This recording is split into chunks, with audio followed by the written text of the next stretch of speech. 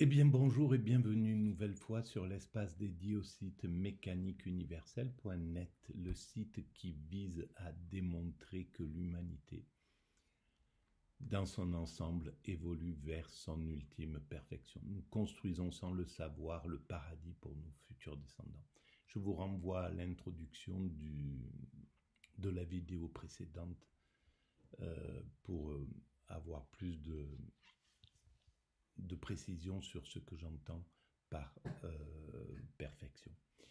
Alors, pour préciser cette théorie, je m'appuie sur des audios que j'écoute bien souvent sur France Culture et sur l'émission qui s'appelle Avec Philosophie. Et là, c'est ce que je finis de faire avec Schopenhauer en dialogue avec Bergson.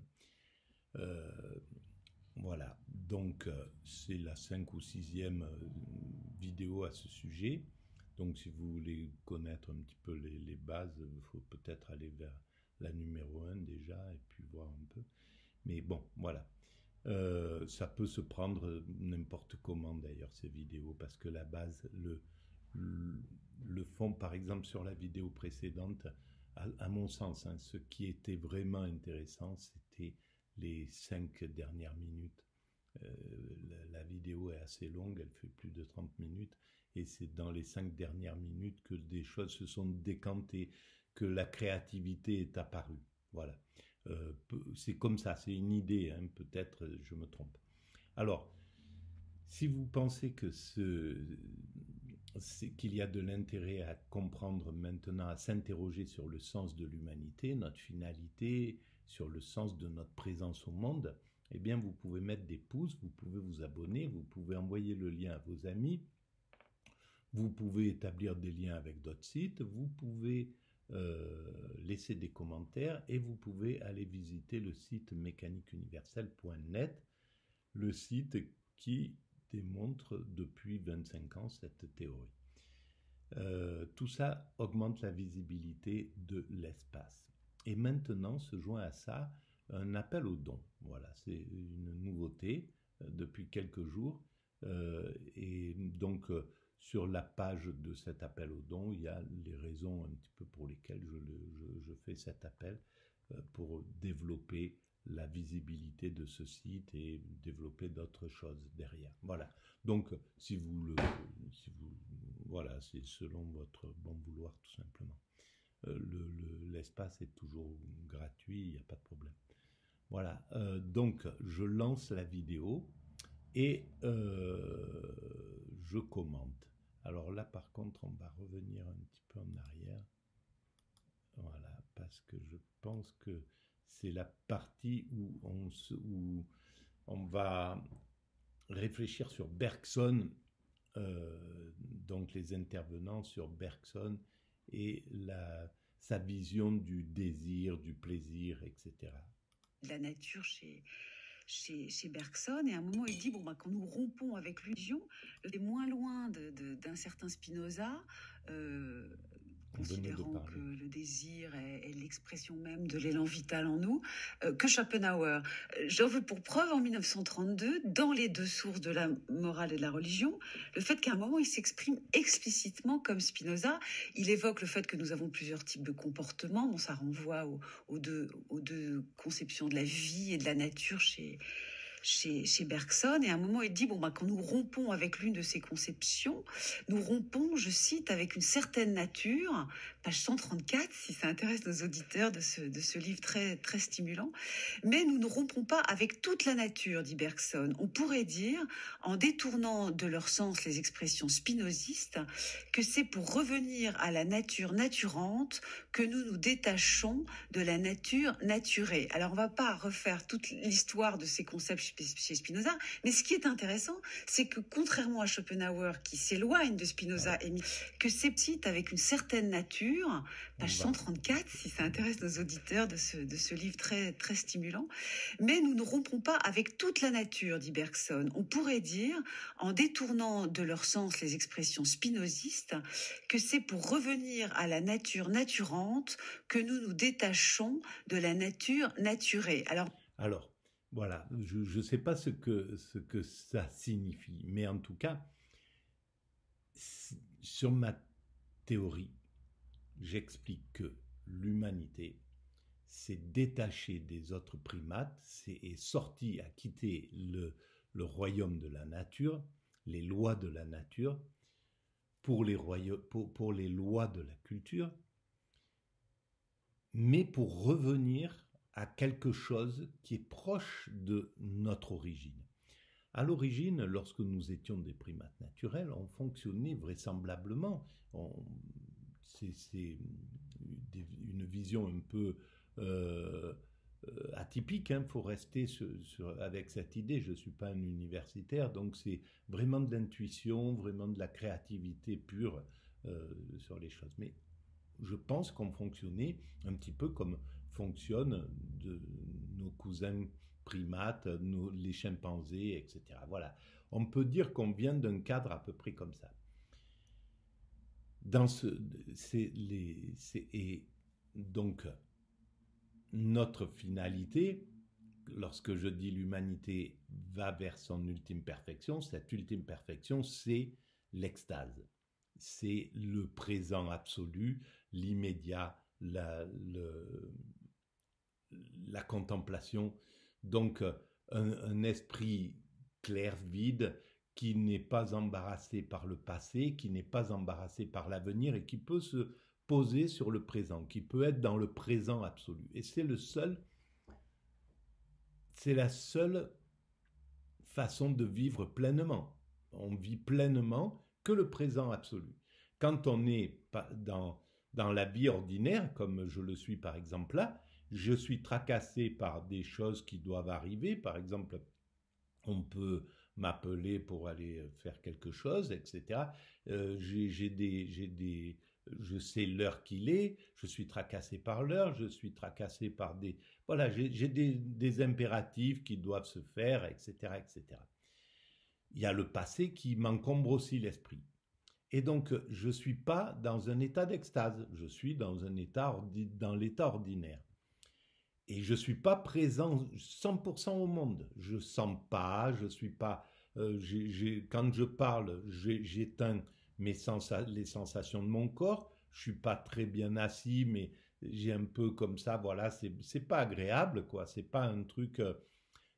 si j'étais dans un état d'extase, je me tais, je regarde, je jubile de l'instant, je suis sur l'instant présent, etc. Voilà, ça c'est un état de jouissance et de jubilation. C'est ce vers quoi nous allons. Dans l'état ordinaire, il y a ce stress qui est là de la vie, et donc le cerveau est occupé par l'ego et par tout cet environnement. Quand nous étions des primates naturels, on était désencombrés de ça. Mais dans une troupe de primates de 50 individus ou de 100 individus, il y a constamment des bagarres, des trucs, enfin constamment. C'est pas la tranquillité, c'est pas zen. Ils sont pas zen, les primates. Et pourtant, ils vivent dans l'état de présent immédiat, d'immédiat. Donc, mais simplement, ils sont soumis à leur pulsion, au fait de devoir s'affirmer aux dépens des autres, d'être dans le système dominant-dominé, de système de compétition, prétendant-dominant, etc., d'être soumis aux prédateurs, qui a le danger des prédateurs, il faut être vigilant, il faut être sur le qui-vive, d'être soumis aux caprices du climat, etc. Tout ça, l'humanité devait le résoudre pour pouvoir être en paix absolue. Donc elle doit résoudre ses problèmes psychologiques, elle doit résoudre le fait des prédateurs, de ne plus avoir ces peurs de l'extérieur, elle doit résoudre le problème des caprices du climat. Donc ça, c'est des choses qu'on gère, qu'on commence à gérer, mais qu'on gérera totalement parfaitement quand l'humanité aura atteint sa perfection. Tous ces problèmes auront été écartés. Gérer le problème de l'homme qui est encore un loup pour l'homme deviendra un saint. Voilà, il sera complètement inoffensif pour les autres hommes. Donc, on pourra vivre dans une paix, les êtres humains, je m'inclus dans cette truc, j'y serai pas, mais l'humanité, je parle de l'humanité dans son ensemble. Elle pourra vivre cet état d'extase parce qu'elle aura atteint la sérénité. Parce qu'en fait, c'est ça. Ce qui nous empêche d'être dans l'extase, c'est que moi, par exemple, je suis dans l'intranquillité globalement. Je suis plutôt à l'excès de l'intranquillité parce que mon passé m'a conduit à être dans cette peur permanente, dans ce stress permanent, dans ce stress post-traumatique. Bref, je suis comme ça sur un qui-vive, alors que là, il n'y a pas de danger, il n'y a rien. Eh bien, mon cerveau, à cause de ce passé, travaille ce présent. Voilà, encombre mon présent de ce passé. Alors, il y a beaucoup de gens qui vivent, au contraire, assez relax, assez détendus, même le présent. Et donc, ils ne sont pas sur un qui-vive, évidemment. Mais il y a les dangers qui peuvent arriver. Il y a pas les dangers, mais les embêtements, les petits trucs à résoudre, les choses qui doivent se gérer. Qui fait que cette tranquillité, c'est pas la zen, c'est pas atteindre le Bouddha, quoi, en gros. Et quand on aura écarté tout ça, donc les soucis psychologiques, ce que j'ai vécu dans 3, 4, 5 siècles, 6 siècles, plus aucun enfant ne le vivra. On aura trouvé la solution pour que il n'y ait pas il y ait plus de problèmes familiaux, plus de problèmes comme j'ai pu les vivre et qui ont engendré tous ces traumatismes. Donc tout ça, ça sera résolu. Voilà ce dont on doit se séparer, mais pour revenir à un état de nature, sauf qu'on aura réglé les problèmes qui empêchent nos cousins primates d'être dans cette zen attitude.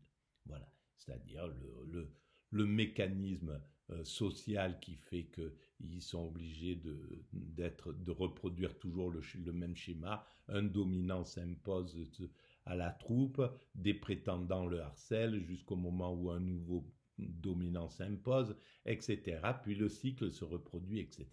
Et donc, ils ne peuvent pas en sortir. Nous, on a trouvé la solution, mais c'était inconscient. On s'est débrouillé pour pouvoir gérer ces dominants, gérer ce principe dominant, gérer ces instincts, etc., etc., et devenir ce que nous sommes. Et on est au stade de la démocratie qui inverse les lois de la nature. C'est le groupe qui est souverain. C'est plus un dominant qui domine et qui thésaurise tous les privilèges. C'est le groupe entier, normalement. Voilà. Alors bon, après, on peut discuter de si les démocraties ont atteint leur zénith ou pas. Elles ne l'ont pas atteint. Voilà, donc je vais relancer cet audio et on va pas refaire toute l'histoire de ces concepts chez Spinoza, mais ce qui est intéressant, c'est que contrairement à Schopenhauer qui s'éloigne de Spinoza, et Misrahi le dit très bien, Bergson, lui, n'a pas de mal à s'abreuver à la source spinozienne. Non, il n'a jamais eu de mal. Il a toujours pensé que Spinoza est un auteur, quand on lit l'éthique, disait-il, on ne peut empêcher de voir naître le sentiment que l'on est comme chez soi. Alors simplement, Bergson est un philosophe du mouvement, du devenir et du devenir créateur. Alors, nature naturée, nature voilà. naturante. Revenir à la nature naturante, c'est se détourner, si on voulait reprendre les horizons des deux sources de son dernier livre, revenir à la nature naturante, c'est se détourner de ce qui a été déjà fait, du tout fait. Nous nous sommes laissés fasciner, c'est peut-être une des sources d'ailleurs de nos problèmes de la crise globale actuelle, nous nous sommes laissés fasciner par les produits de notre activité. Des produits qui peuvent être diffusés de manière répétitive et quantitative. Et nous nous sommes laissés fasciner par ce qui est produit, au lieu de retrouver en nous la source productrice et de retrouver en nous que le plus profond n'est pas le mouvement pour nous donner les moyens de vivre. D'ailleurs, nous sommes dans un monde où, si on le voulait, tout le monde aurait les moyens de vivre, à la vérité. Mais de retrouver le mouvement par lequel nous sommes créateurs, nous sommes véritablement des êtres humains accomplis. Donc retrouver la nature naturante, c'est retrouver le mouvement par lequel advient du nouveau, mais aussi, si vous voulez, d'autres formes de relations sociales, une autre forme d'être au monde, une autre façon d'éprouver le devenir, plutôt que de passivement le consommer, si vous voulez. Mais Arnaud François, et ce sera peut-être... C'est vraiment génial, c'est ça. Évidemment que c'est pour ça que il n'y a pas de distinction entre Schopenhauer et Bergson. Schopenhauer dit l'idéal, c'est arrêter tout mouvement, c'est l'extase, c'est la contemplation, c'est la fin du mouvement constructif comme ça. Bergson dit c'est le mouvement, c'est important pour atteindre cet état-là. C'est juste ça. Schopenhauer s'intéresse à l'individu sur l'instant. Il ne préconise pas le phénomène pour dans son évolution, le phénomène humain qui doit justement, grâce au mouvement, atteindre l'état où il permet le bonheur, l'accession à l'extase justement à l'ensemble humain. Et c'est tout, mais c'est juste une question notre point final, hélas, même si j'adorerais parler avec vous toute la matinée. Mais est-ce que la grande différence entre Bergson et Schopenhauer, ce n'est pas que pour Schopenhauer, la souffrance est partout? Alors, et elle est dans la volonté elle-même, et dans le travail de la volonté elle-même, et dans la vie. Alors que pour Bergson, pas du tout. Oui, mais c'est deux façons de vivre. Et là, l'implication du philosophe dans son œuvre, elle est effectivement évidente. Bergson, et pourtant qui a vécu quelque chose de dramatique, là, il a vécu la guerre et le rejet, tout un tas de choses, de la peur. Mais il a eu un passé, une enfance vraisemblablement qui lui a permis de vivre quelque chose de différent. Il était moins encombré peut-être par ses testostérone que ne l'était Schopenhauer. Bref, pour Schopenhauer, il y avait de la souffrance derrière la vie ordinaire, derrière le désir, derrière la reconnaissance, derrière son agressivité. D'où venait cette agressivité? Qu'est-ce qui fait qu'il avait parfois des moments de colère comme ça, comme Nietzsche? Qu'est-ce qui fait que ça a amené cette souffrance d'existence, et ça donne chez lui le fait de vouloir arrêter le mouvement et de vouloir aller vers le nirvana, de chercher le nirvana, l'extase.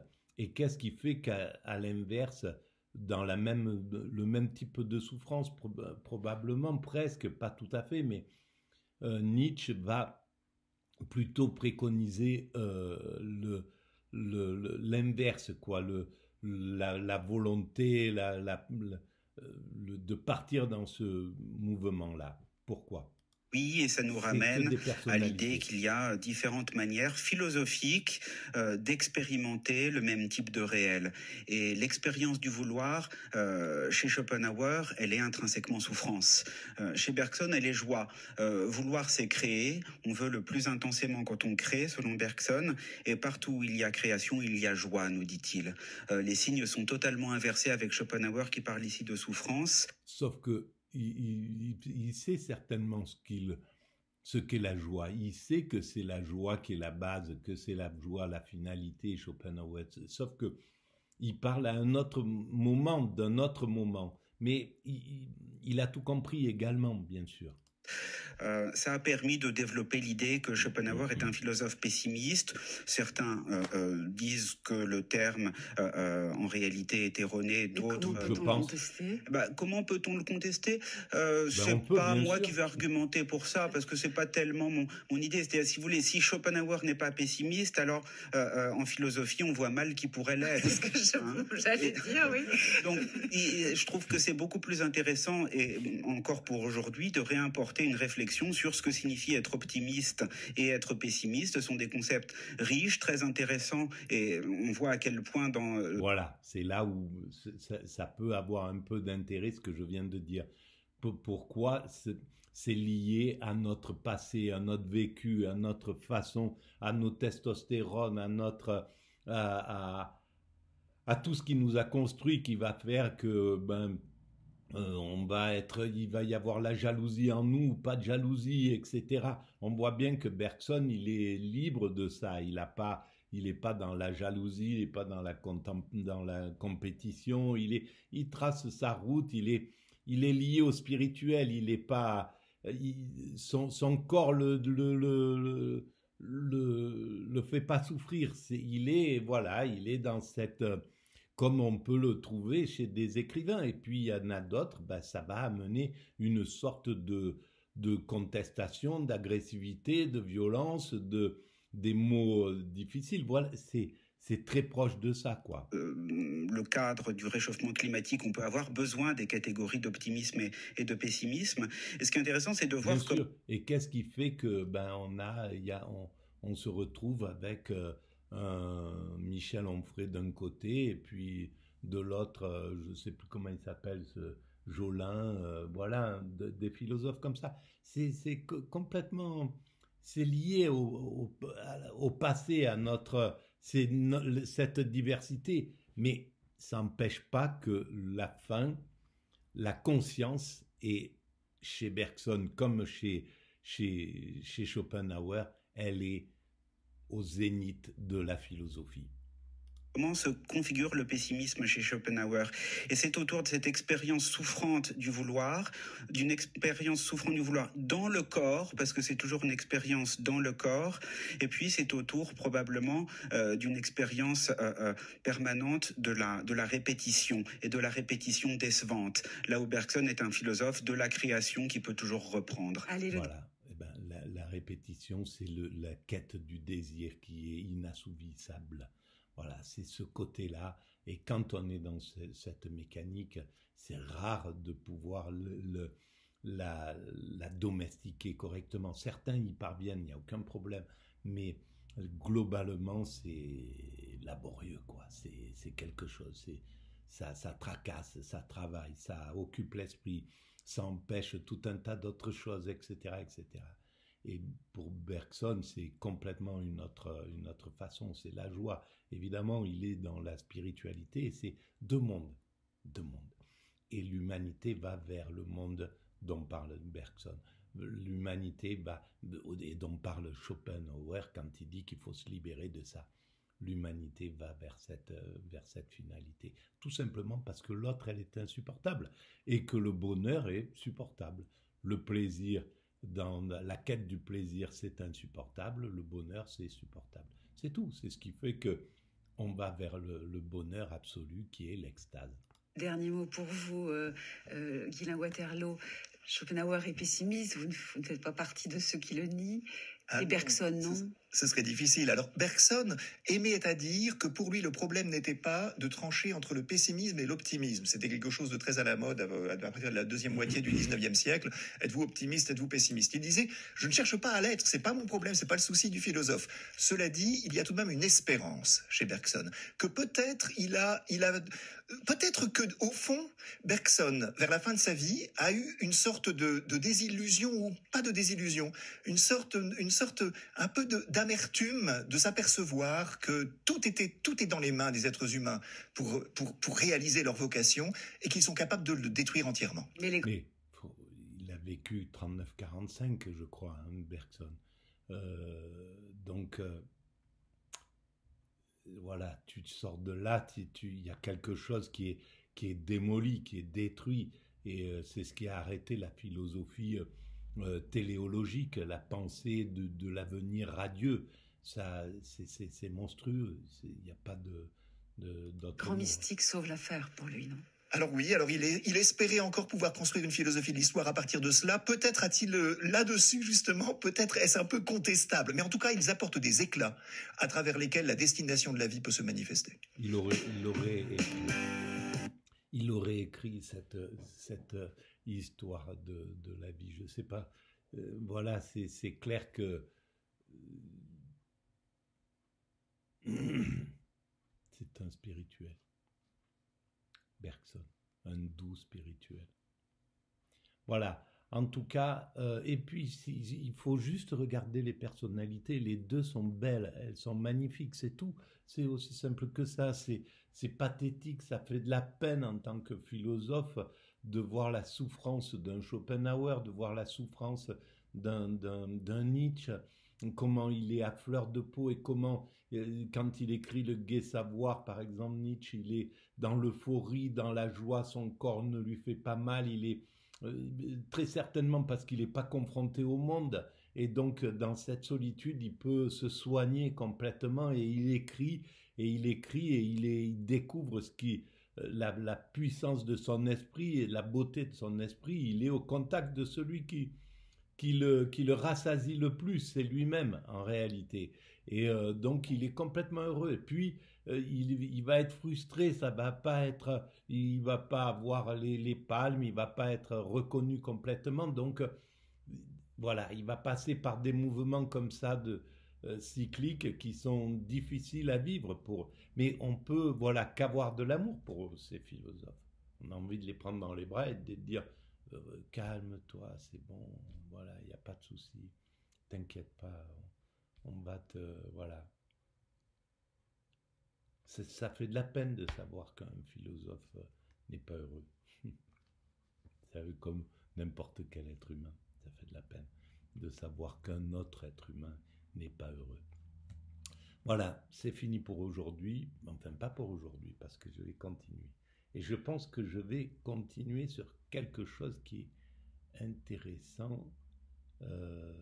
C'était quoi?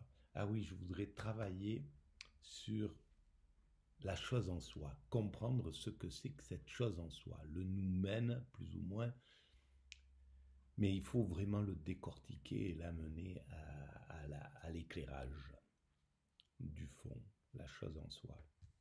Parce que j'en parle, mais un peu à la légère. Hein, ça ne peut pas fonctionner comme ça. Merci de votre écoute, merci de vos encouragements, merci de votre présence et je continue grâce à ça. Au revoir.